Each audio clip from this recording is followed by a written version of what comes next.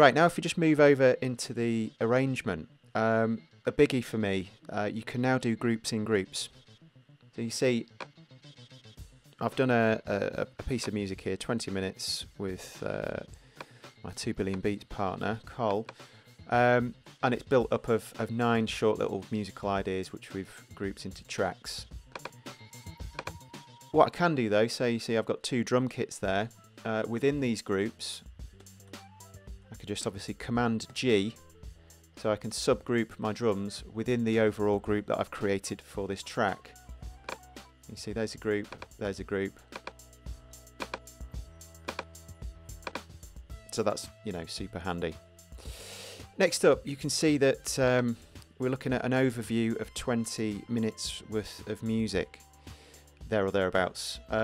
Now, if I, for argument's sake, let's just expand track 7. And I want to zoom in really quickly on a certain area of track 7. If I highlight that area and press Z, I can quickly zoom into that point, and Shift and Z zooms me back out again.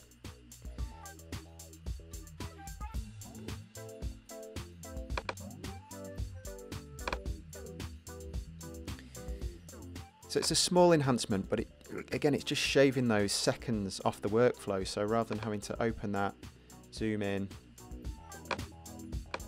to the desired point, it's just a quick highlight, Z on the keyboard, done. Shift and Z, zoom back out again. Right, so I'm just going to click on that clip, going to press Z to zoom in, going to double click. This is another cool little feature. You see I've got the track unfolded. If I start clicking and dragging here, can you see how within clip view it pulls into focus the same part of the clip that I'm selecting in the actual arrangement. Like so. So that's another cool little enhancement.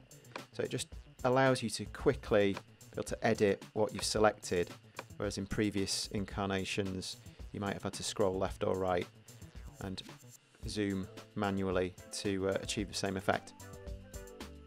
Whilst we're on the subject of clip view, you can see that the information boxes here, the notes, where you can choose whether your clip's looping or not. You can perform MIDI editing. The envelopes and the clip information actually follow when we resize the note editor, or if we're looking at an audio sample, the sample waveform display.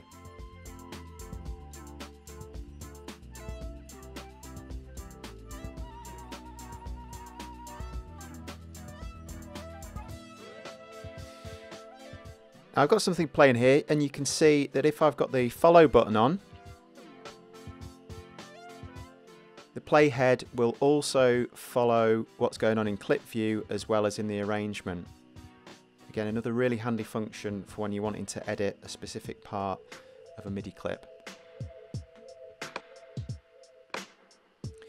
Now when it comes to exporting a finished piece, we just go to the export audio video dialog. You can see you can now directly export a 320 MP3.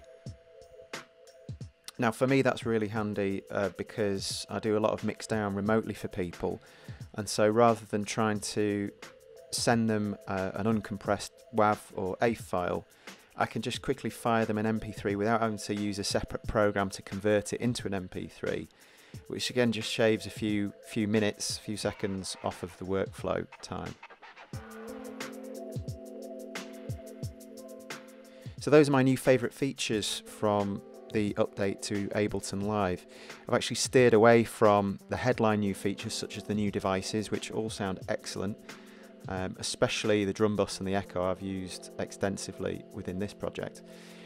And I've also steered clear of the MIDI capture, which allows you to essentially record MIDI even if you haven't got anything recording, which is very powerful for capturing those accidental performances which you wouldn't otherwise be able to recreate.